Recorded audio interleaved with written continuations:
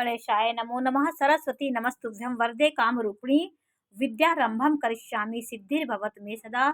शिव शक्ति को कोटि कोटि प्रणाम।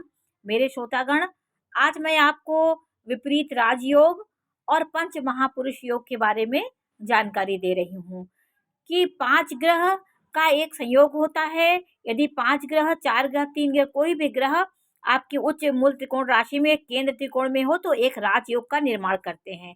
तो आज मैं आपको राजयोग के विपरीत राजयोग के बारे में जानकारी दे रही हूँ कि देखिए, मैंने और भी ग्रह नहीं बैठाए, खाली मैंने आपको समझाने के लिए 12वां भाव, 6वां भाव और 8वां भाव लग्न से 1, 2, 3, 4, 5, 6 छठवें घर में, 6वें भाव में कोई यहाँ 4 भी हो सकता है, यहाँ बृहस्पति बैठा होता या चंद्रमा बैठा होता। उच्च का होना चाहिए, मूल त्रिकोण राशि में होना चाहिए, अपने स्वग्रही होना चाहिए। और अष्टम भाव में भी स्वग्रही ग्रह मूल त्रिकोण राशि में अपने ही घर में बैठा ग्रह हो, और 12वें भाव में अपने घर में बैठा ग्रह, जैसे ये मीन राशि का स्वामी बृहस्पति होता है तो मीन राशि में बृहस्पति बैठा है।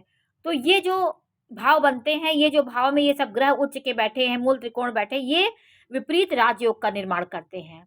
बड़ी परेशानियों, संघर्षों के बाद जीवन में बहुत अच्छी सफलता मिलती है। तो ये विपरीत परिस्थितियों के बाद एक राजयोग का निर्माण होता है। तो 6, 8, 12 में ग्रह उच्च के बैठे हों, स्वग्रही बैठे हों, अपने ही भाव में बैठे हों, तो वो ग्रह विपरीत राजयोग का निर्माण होता है। अब मैं आपको पंच महापुरुष योग के बारे में जानकारी दूंगी। पहला योग है, देखिए, रुचक योग। मंगल यदि लग्न का स्वामी हो, और मंगल यदि कोई भी लग्न हो आपकी, मंगल आपके स्वयं की राशि में उच्च का हो करके मूल त्रिकोण में आपके ये इन केंद्रों में बैठा हो, तो ये रुचक नामक महापुरुष योग बनता है। तो ये बहुत अच्छा होता है। किसी का कभी 1 बनता है, कभी 2 बनता है। और दूसरा योग है, देखिए, हंस महापुरुष योग। हंस योग, वो उच्च का बृहस्पति, देखिए, चौथे में कर्क राशि में बृहस्पति उच्च का हो जाता है। तो 12वें में भी उच्च होता है, लेकिन ये त्रिकोण में आ जाता है। केंद्र में अगर ग्रह हो, उच्च का हो, तो ये हंस नामक महापुरुष योग का निर्माण करता है। तो ये हो गया आपका बृहस्पति का मूल त्रिकोण राशि, उच्च की राशि है। यहाँ 12 भी हो सकती है तो भी हंस योग बनेगा। 9 होगा लग्न में, यदि 9 होता लग्न में तो भी आपका हंस योग बनता। बृहस्पति की राशि धनु बृहस्पति की राशि है, और मीन राशि भी बृहस्पति की राशि है। ये यहाँ पे होती, कहीं ये चारों कोनों में कहीं ये राशि होती और उसमें बृहस्पति बैठा होता, तो हंस नामक महापुरुष योग का निर्माण होता है।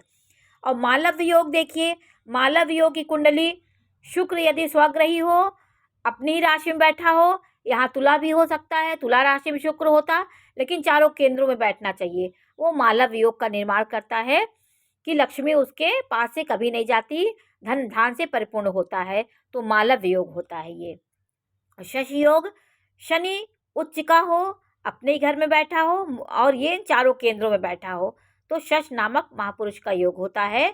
किसी किसी कुंडली में ये कई योग बन जाते हैं तो वो महापुरुष होता है।